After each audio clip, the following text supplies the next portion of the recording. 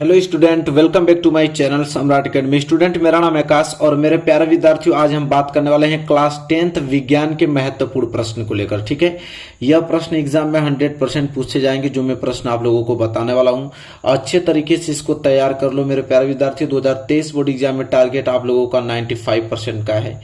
अब तो पेपर जो पैटर्न है बहुत ही ज्यादा इजी हो गया है। 20 नंबर का बहुविकल्पीय पूछा जाएगा। ठीक है, तो बहुविकल्पीय प्रश्न भी और 50 नंबर के लिखित प्रश्न भी हम लोग अच्छे तरीके से क्लियर कर रहे हैं। ठीक है, तो इस वीडियो में हम लोग लिखित वाले प्रश्न देखेंगे, आपके लघुत्तरीय और दीर्घोत्तरीय। बस दो ही प्रश्न इसमें है, लघुत्तरीय और दीर्घोत्तरीय। बहुत ज्यादा इंपॉर्टेंट है, मैं आप लोगों को बता देता हूं। ठीक है, वीडियो को लाइक नहीं किया तो लाइक कर दीजिए और चैनल पर नए हैं तो चैनल को सब्सक्राइब करके इस वीडियो को पहले शेयर कर दीजिए। आपके पास जितने भी फ्रेंड है उनके पास ये शेयर कीजिए। देखिए, पहला प्रश्न क्या है मैं आपको बताता हूं, बहुत ज्यादा इंपॉर्टेंट है कि तेल एवं वसायुक्त खाद्य पदार्थों को नाइट्रोजन से प्रभावित क्यों किया जाता है। बहुत ज्यादा इंपॉर्टेंट है। कह रहा है कि तेल एवं वसायुक्त खाद्य पदार्थ, जो तेल में तले हुए पदार्थ होते हैं, उनको नाइट्रोजन से प्रभावित क्यों किया जाता है, उसमें नाइट्रोजन गैस क्यों भरा जाता है, ये पूछ रहा है। जो आप चिप्स वगैरह की पाकिट, नमकीन वगैरह की पाकिट खरीदते हैं, खाते हैं, तो देखेंगे उसमें नाइट्रोजन गैस भरा होता है। क्यों भरा होता है? तो देखिए, यहाँ पे लिखा है कि तेल एवं वसायुक्त खाद्य पदार्थों को नाइट्रोजन से प्रभावित किया जाता है क्योंकि ऐसा करने से एक खाद्य पदार्थ वायु में उपस्थित ऑक्सीजन से अभिक्रिया करके ऑक्सीकृत नहीं होते। इस प्रकार खाद्य पदार्थों को लंबे समय तक सुरक्षित रखा जा सकता है। कह रहा है मेरे प्यारे विद्यार्थियों, जो आप लोगों का चिप्स वगैरह की पॉकेट मिलती है, ठीक है, वो तेल में तले हुए होते हैं। ठीक है, तो उनमें आप लोगों को नाइट्रोजन गैस भरा होता है। क्योंकि नाइट्रोजन गैस इसलिए भरा होता है क्योंकि यह अभिक्रिया नहीं करते हैं। ठीक है, यह अभिक्रिया नहीं करते हैं। कह रहा है कि वायु में उपस्थित ऑक्सीजन से अभिक्रिया करके ऑक्सीकृत नहीं होते हैं, इसलिए उसमें नाइट्रोजन गैस भरते हैं।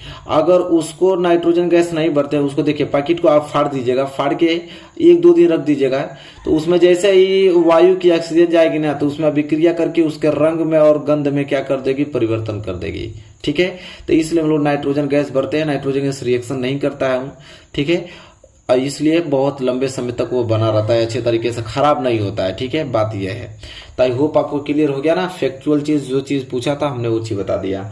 चलिए, क्वेश्चन नंबर पहला क्लियर हो गया। इसके बाद यह प्रश्न आप लोगों के 6 नंबर के लिए प्रश्न पूछा जाता है कि बेकिंग पाउडर, जिसे हम खाने का सोडा भी बोलते हैं, तो बेकिंग पाउडर जिसे खाने का सोडा का रासायनिक नाम एवं अणु सूत्र क्या है, इसको बनाने की विधि एवं 2 भौतिक गुण तथा 2 रासायनिक गुण समीकरण देते हुए लिखिए। 6 नंबर के लिए प्रश्न पूछा जाता है, बहुत ज्यादा इंपॉर्टेंट है।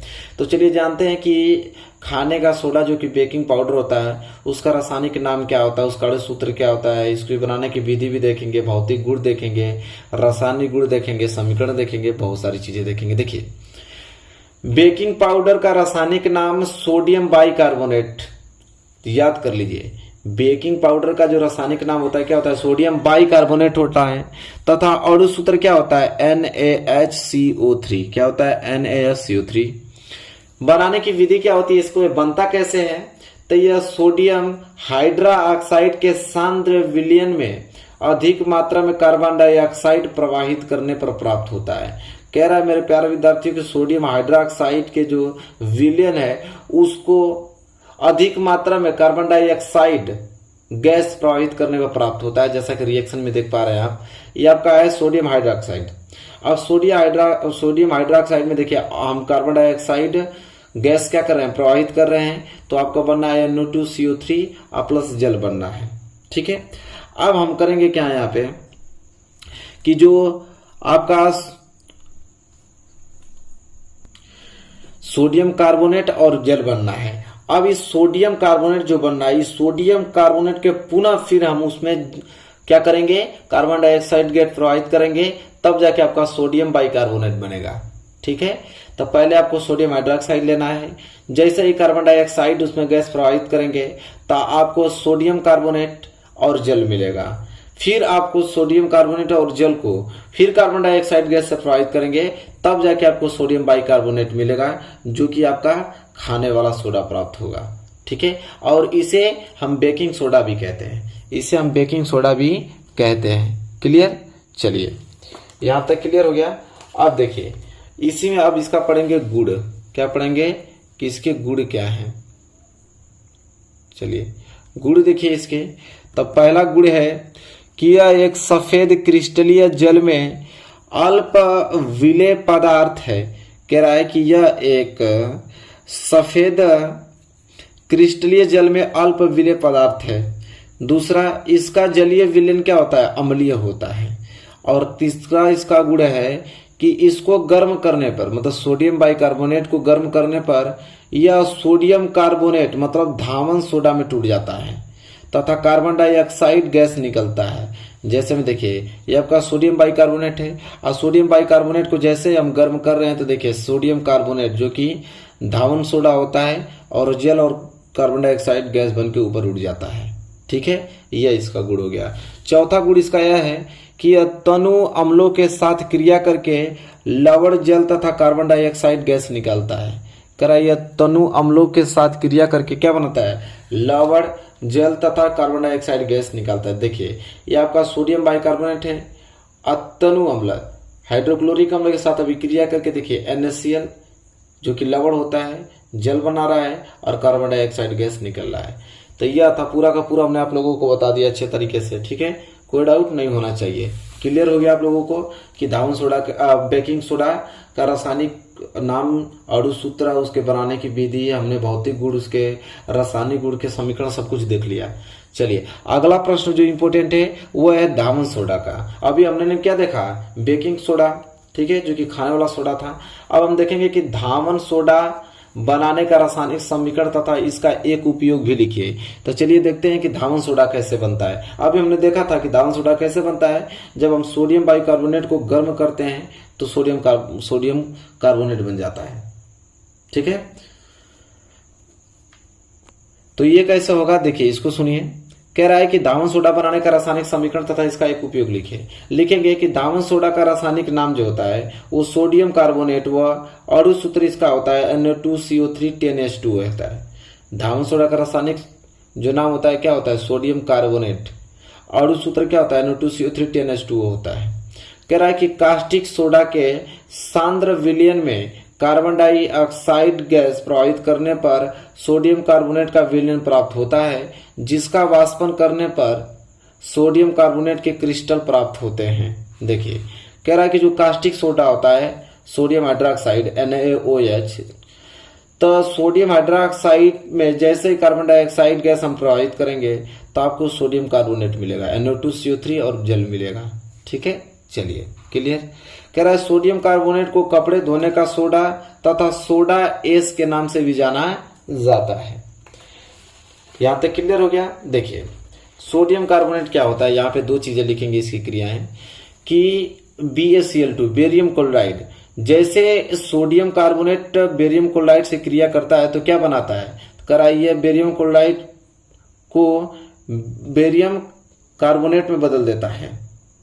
ठीक है, देखिए जैसे बेरियम क्लोराइड से सोडियम कार्बोनेट अभिक्रिया कर रहा है तो देखिए BaCO3 बना रहा है, उसका अवक्षेप बना रहा है।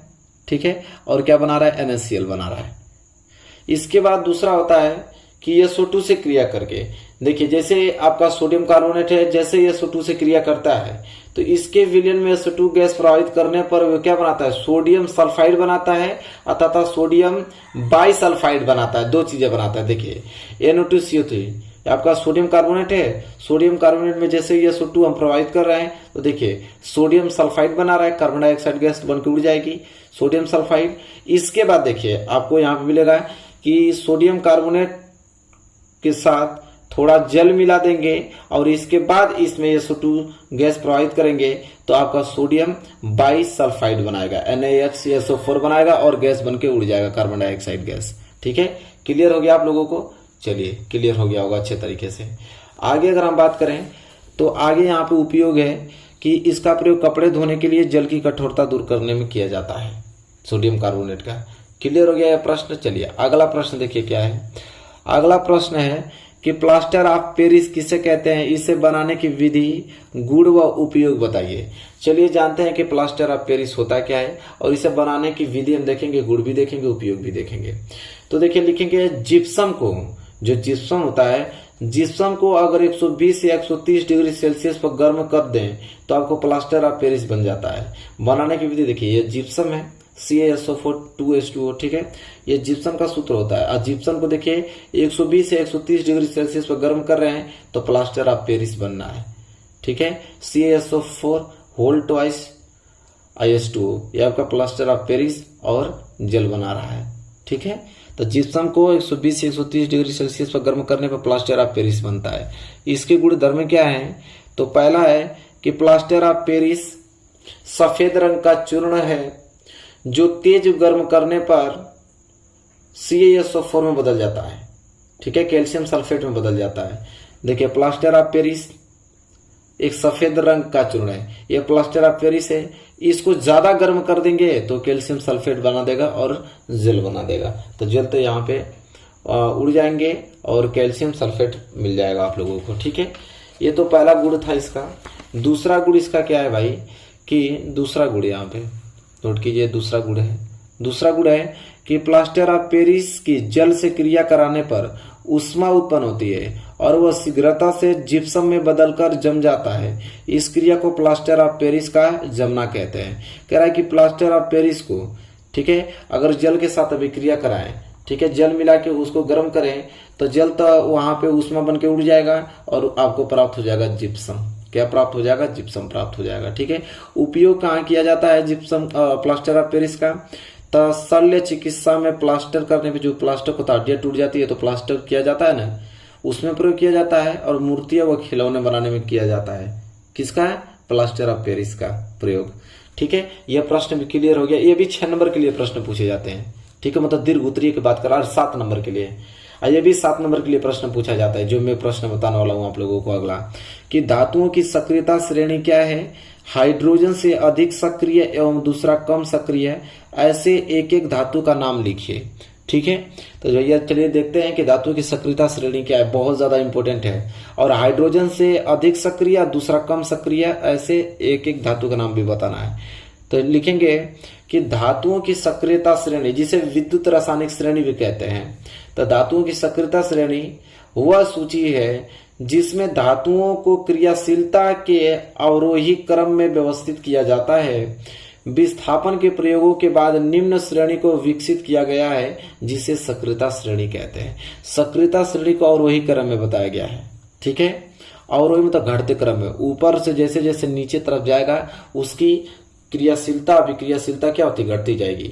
देखिए ये आपका सक्रियता श्रेणी, पूरा का पूरा सक्रियता श्रेणी आप लोगों को दिख रहा होगा। ये ही पूरा मेन सक्रियता श्रेणी है। पहले आता है पोटेशियम, फिर आता है सोडियम, फिर आता है कैल्शियम, फिर आता है मैग्नीशियम, फिर आता है एल्युमिनियम, फिर आता है जिंक, फिर आता है लोहा जिसे आयरन कहते हैं, फिर आता है लेड, फिर आता है हाइड्रोजन, फिर आता है कॉपर जिसे तांबा कहते हैं, फिर मरकरी जो कि पारा आता है, सिल्वर जो कि चांदी आता है, लास्ट में आता है गोल्ड। ये आपका सक्रियता श्रेणी है। देखिए सबसे अधिक अभिक्रियाशीलता जो ऊपर होगा वो सबसे अधिक अभिक्रियाशीलता होता है। जैसे जैसे जैसे जैसे नीचे आएंगे तो अभिक्रियाशीलता घटती जाएगी और लास्ट में आ जाएंगे तो सबसे कम अभिक्रियाशीलता होती है, ठीक है। तो हमसे पूछा था कि हाइड्रोजन से एक अधिक सक्रिय एक कम सक्रिय धातु का नाम बताइए। तो देखिए हाइड्रोजन कहाँ है यहाँ पे, तो हाइड्रोजन यहाँ, हाइड्रोजन के नीचे जितना भी होगा, ठीक है, तो हाइड्रोजन की जितना भी होगा सब उससे कम सक्रिय होंगे। हाइड्रोजन से जितना ऊपर होगा सब उससे अधिक सक्रिय होंगे।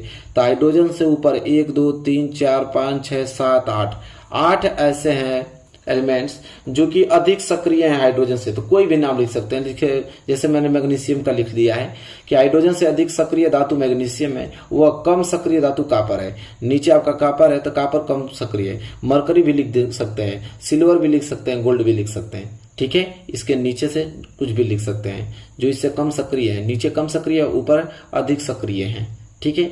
यह है आपकी सक्रियता श्रेणी। मेरे प्यारे विद्यार्थियों, आई होप आपको क्लियर हो गया होगा, कोई डाउट नहीं होगा। यहां तक क्लियर हो गया। तो ये तो आपके 7 नंबर के प्रश्न थे, ठीक है। अब हम 4 नंबर वाले प्रश्न देखने वाले हैं। चलिए उसको देखिए। चलिए यह प्रश्न देखिए, यह प्रश्न आपके लिए बहुत ज्यादा इंपॉर्टेंट, अब इनको नोट कीजिए। कह रहा है कि ऑक्सीकरण या उपचयन अभिक्रिया को उदाहरण सहित समझाइए। कह रहा है कि ऑक्सीकरण या उपचयन अभिक्रिया को उदाहरण सहित समझाना है।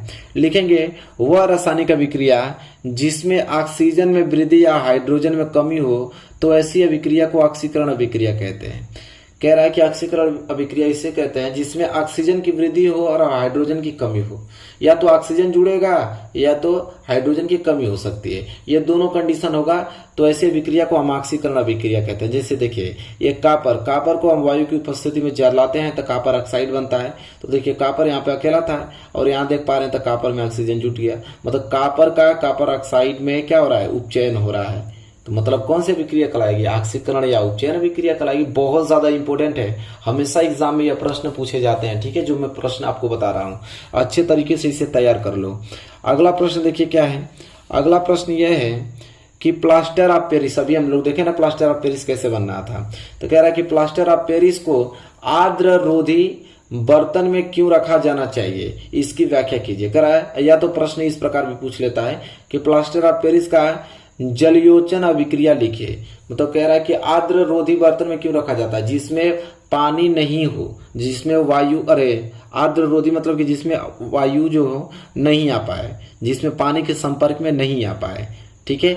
ऐसे बर्तनों में क्यों रखते हैं, तो कह रहा है कि प्लास्टर ऑफ पेरिस को आर्द्र रोधी बर्तनों में रखा जाता है क्योंकि यह आर्द्रता हुआ, नमी हुआ, जल के संपर्क में आकर बड़ी तीव्रता से जिप्सम में परिवर्तित हो जाता है, जो कि एक बहुत ही कठोर पदार्थ है। अभिक्रिया का समीकरण देखिए जैसे ये प्लास्टर ऑफ पेरिस है, प्लास्टर ऑफ पेरिस जैसे ही जल के साथ अभिक्रिया कराएंगे तुरंत बन जाएगा जिप्सम।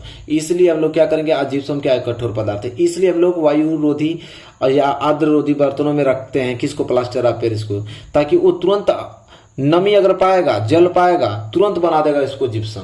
इसलिए हम लोग प्लास्टर ऑफ पेरिस को आर्द्र रोधी बर्तन में रखते हैं। बहुत ज्यादा प्यारा प्रश्न है मेरे प्यारे विद्यार्थियों, अच्छे तरीके से क्लियर कर लो इसे। चलिए अगले प्रश्न की तरफ बढ़ चलते हैं। देखिए अगला प्रश्न क्या है कि उदासीनीकरण अभिक्रिया क्या है, दो उदाहरण दीजिए। तो चलिए जानते हैं कि उदासीनीकरण अभिक्रिया क्या है। कह रहा है कि अम्ल एवं क्षारक की अभिक्रिया के परिणाम स्वरूप लवण तथा जल प्राप्त होते हैं तथा इस अभिक्रिया को उदासीनीकरण अभिक्रिया कहलाता है।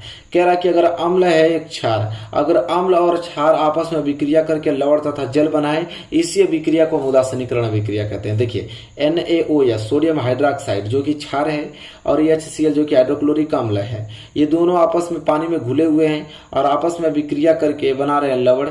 NaCl जो कि एक्वस के फॉर्म में रहेगा, पानी में घुला हुआ और जल बनाएगा।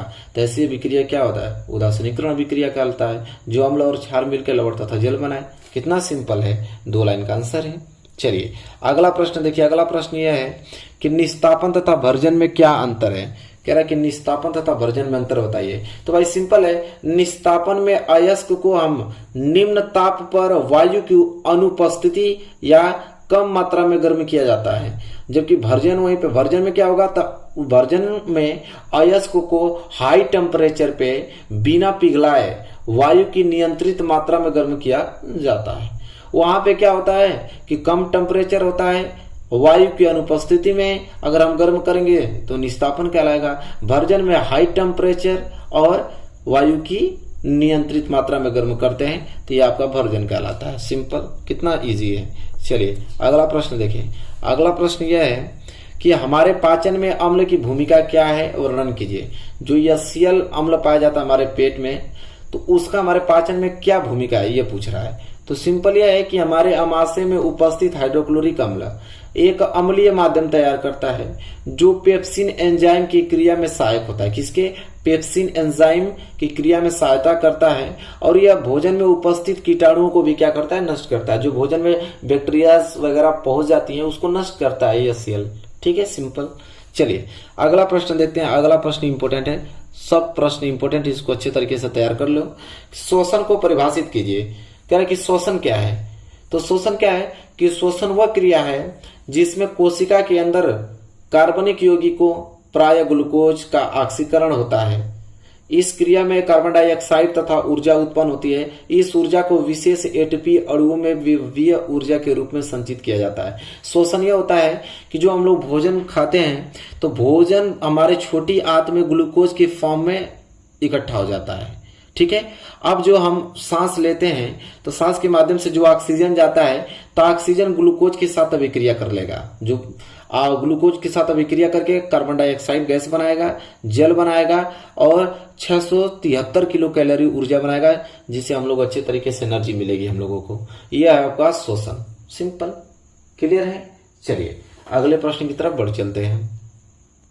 देखिए अगला प्रश्न क्या है, ऊष्माक्षेपी, जो कि जिसे दहन भी कहते हैं, ऊष्माक्षेपी एवं ऊष्माशोषी अभिक्रिया का क्या अर्थ है, उदाहरण दीजिए। तो भाई ऊष्माक्षेपी अभिक्रिया सिंपल है, जिसमें ऊष्मा निकलती हो। ऊष्माक्षेपी अभिक्रिया जिन रासायनिक अभिक्रियाओं में उत्पाद के निर्माण के साथ साथ ऊष्मा भी उत्पन्न होती है, उन्हें ऊष्माक्षेपी अभिक्रिया कहते हैं। जैसे प्राकृतिक गैस का दहन, जैसे मीथेन जो आपका गैस है, उस मीथेन गैस आपका प्राकृतिक गैस है, उसको जैसे ही वायु की उपस्थिति में जलाएंगे तो आपको कार्बन डाइऑक्साइड गैस मिलेगी और H2O जल मिलेगा गैस की फॉर्म में और ऊष्मा निकलेगी। तो उत्पाद के साथ साथ ऊष्मा निकल रहा है ना, बस ऊष्माक्षेपी अभिक्रिया कहलाएगी। सिंपल। कोई पूछेगा एग्जाम्पल, प्राकृतिक गैस का दहन बता दीजिएगा, ठीक है। कार्बन को भी वायु की उपस्थिति में जलाते हैं तो वहां पे भी ऊष्मा निकलती है।